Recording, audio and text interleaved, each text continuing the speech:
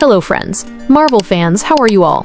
Today, we are going to seek an answer to a question that has sparked debate among fans for years. Who is ultimately more powerful between Thor and Loki? And the biggest question, has Loki now become worthy enough to lift Thor's hammer, Mjolnir? Get ready, because this discussion is going to open all the doors of your mind. Look, on one hand, our god of thunder, Thor, endured a painful attack from that terrifying Power Stone in Infinity War, an attack that could even destroy an entire planet. While on the other hand, Loki's pain was different.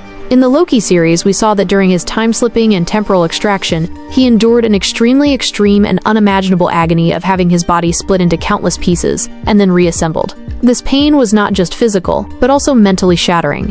Here the question is not just about power, but about the capacity to endure pain.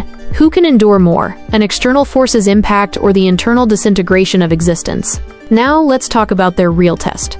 Where Thor brought even the mighty Thanos, wielding 6 Infinity Stones, to his knees, this was proof of his physical strength and warrior prowess. He challenged Thanos with his hammer, and later with Stormbreaker.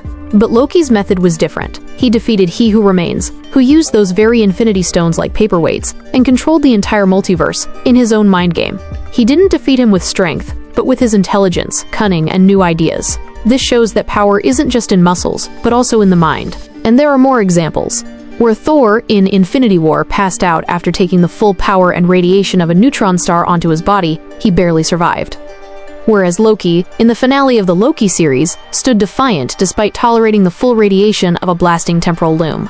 He controlled that destructive energy with his willpower and newly developed time powers. This is proof of his extraordinary endurance and unique power, which is completely different from Thor's abilities, and perhaps more complex in some ways. And yes, Odin was absolutely right when he said that both of you were born to be kings. The only difference is that Thor was the king of Asgard and is now the protector of Asgardians, while Loki has become the protector of the entire multiverse. Thor's story is that of a warrior king who protects his people and his world. Loki's story, who once played tricks, has now taken the entire multiverse's timeline and existence into his hands. This is a responsibility far greater and more complex than any of Thor's responsibilities. Now let's talk about the worthiness to lift Thor's most prestigious weapon, Mjolnir. Look, before, Loki was absolutely not worthy to lift it.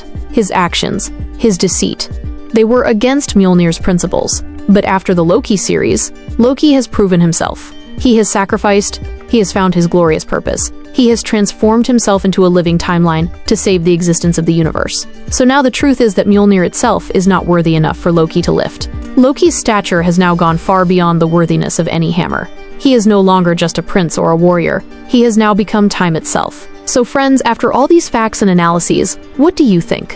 Who is more powerful? Thor, who proved himself with physical strength and sacrifice, or Loki, who bore the extraordinary burden of intelligence, endurance, and managing the entire multiverse? Do you agree that Mjolnir is no longer worthy for Loki? Please tell us your answer and your opinion in the comments.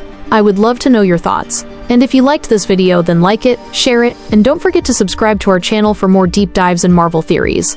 See you in the next video.